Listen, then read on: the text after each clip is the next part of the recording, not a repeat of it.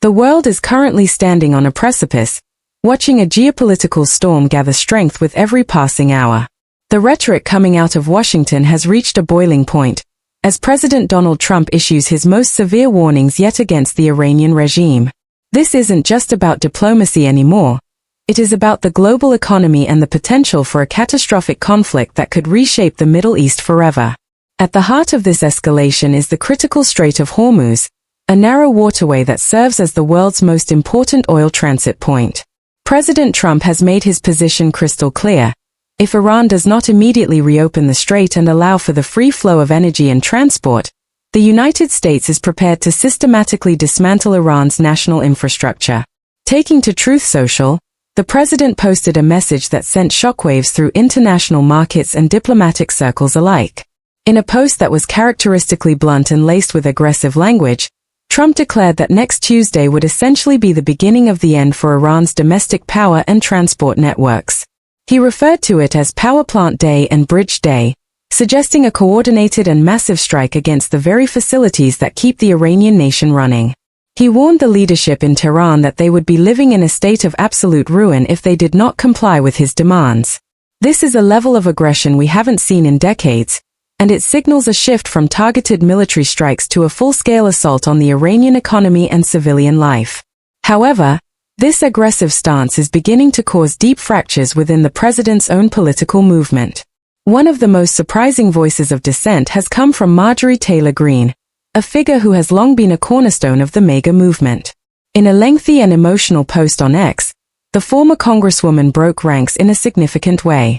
She described the president's rhetoric as nothing short of insane.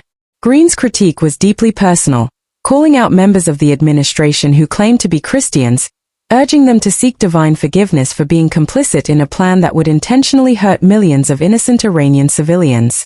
She pointed out the hypocrisy of claiming to want to free the Iranian people while simultaneously threatening to destroy the power plants and bridges they rely on for survival.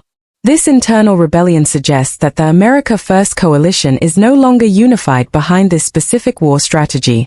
While the domestic debate rages, the international response has taken on a surreal and almost mocking tone.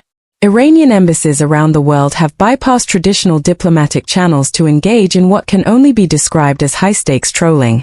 In South Africa, the Iranian embassy took a direct shot at the president's mental state, suggesting that the United States cabinet should consider invoking the 25th Amendment to remove him from office for being unfit.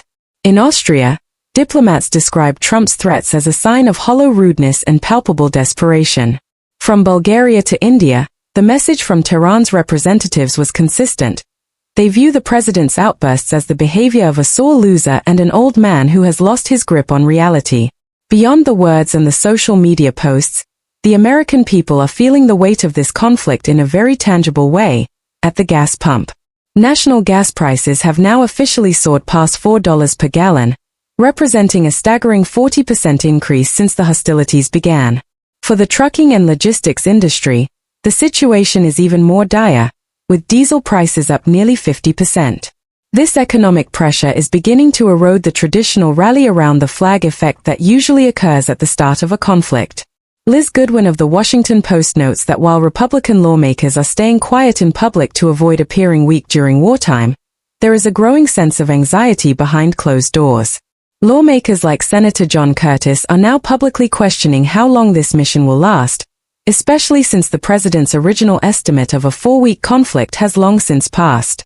Amidst this tension, there was a brief moment of national unity following the successful rescue of American airmen who had been downed in Iranian territory. It was a high-stakes operation that brought a sense of relief to the nation. However, analysts and reporters were baffled when the president immediately followed this victory with his profane and aggressive Power Plant Day post. Instead of taking the win and focusing on the heroism of the military, the president chose to escalate the rhetoric, leading many to wonder if there is a clear strategic end goal or if the administration is simply reacting with emotion. Adding more fuel to the fire is the direct involvement of Israel.